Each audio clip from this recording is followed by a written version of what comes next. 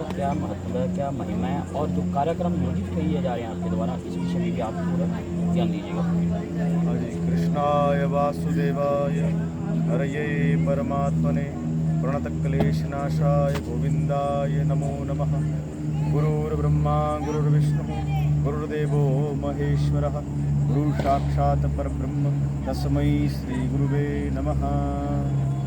तो श्रावण मास की बहुत बड़ी महिमा है और समस्त भारत ही नहीं पूरा विश्व जानता है कि श्रावण मास में आदि शंकर भगवान की पूजा अर्चना सभी मंदिरों में होती है और पूरा समस्त देश जो है इस श्रावण मास को मनाता है। तो इसी उपलक्ष्य में अधिक मास भी इस वर्ष रहा है जिसमें सब ने बड़े उत्साह से इसे मनाया है। आदि शंकर भगवान समस्त संसार का कल्याण करते हैं, इसमें कोई संशय नहीं है, कोई संदेह नहीं है। और भगवान शिव की शरण में कोई भी आया है उसको उन्होंने गले से लगाया है। तो इसी भाव से यहाँ पर आपके मनीमाजरा में, पंचकुला में, चंडीगढ़ में ये कार्यक्रम हुआ और इसमें शिव महिमा का व्याख्यान किया गया और समस्त भक्तों ने इसमें बहुत सहयोग किया और बड़े भक्ति भाव से सबने इस कथा को श्रवण किया और शिव की महिमा को जाना। तो इस चैनल के मैं ये संदेश सबको देना चाहता हूँ कि सब जितने भी हमारे देशवासी हैं हमारे सत्य सनातन धर्म को इसे अपनाओ और इसकी जो संस्कृति है, इसकी जो पद्धति है, इसे अपने जीवन में धारण करो।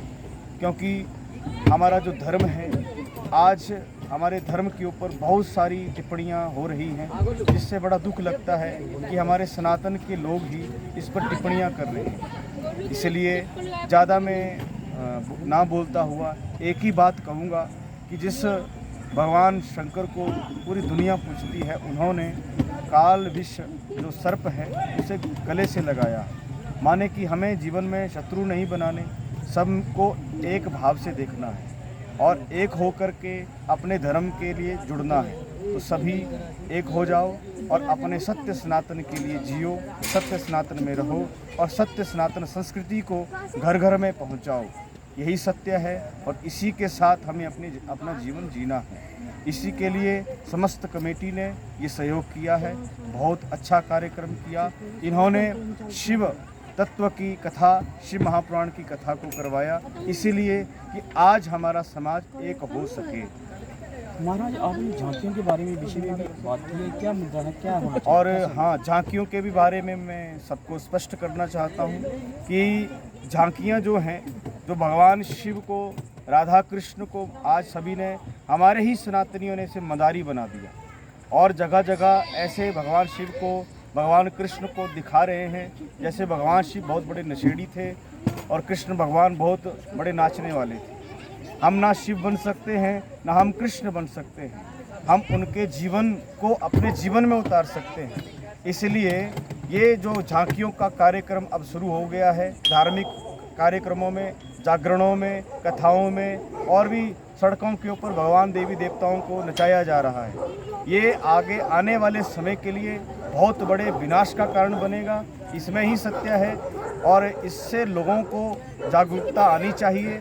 और जो झांकी है, ध्यान रहे आपके जो मंदिर में भगवान हैं, ठाकुर हैं, उन्हीं की झांकी को रथों में सजा करके हमें उसे बाहर निकालना चाहिए और उसका दर्शन सबको करना चाहिए।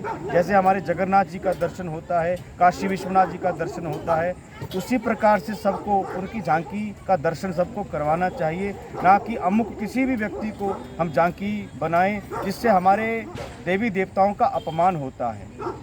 तो महाराज, अगर मान लो झांकी करनी पड़ी तो कितने वर्ष क्या होना चाहिए इसके विषय में? झांकी के लिए जैसे देखो, छोटे बच्चे होते हैं, ये भगवान का ही स्वरूप होते हैं, तो इनका एक छोटा सा स्वरूप बना करके इनको पूजनीय कहा गया है। बच्चे के अंदर काम, क्रोध, मोह, लोभ ये नहीं होता, तो कम से कम हम बच्चे को प्रणाम तो कर सकते हैं, क्योंकि भगवान का ही रूप होता है। वैसे उनकी कर सकते हैं, पर मैं और कहूँ तो उससे अच्छा है कि ठाकुर जी की झांकी सब निकालें तो और अच्छा है। गुरुजी, अगर आपसे एक छोटा सा क्वेश्चन करना चाहता हूँ, आपसे अगर संपर्क किया जाए तो कैसे किया जाए? संपर्क कैसा है? मैं आचार्य पंकज हरिगोपाल हिमाचल प्रदेश हमीरपुर वड़सर से हूँ और मेरा नंबर है 9418975288।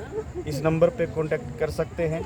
और किसी भी धार्मिक कार्यक्रम के लिए आप सत्य सनातन के लिए जब भी मुझे कोई बुलाएगा तो मैं अवश्य सनातन के लिए आऊँगा। धन्यवाद। बोले सत्य सनातन धर्म की जय हो। बोल शंकर।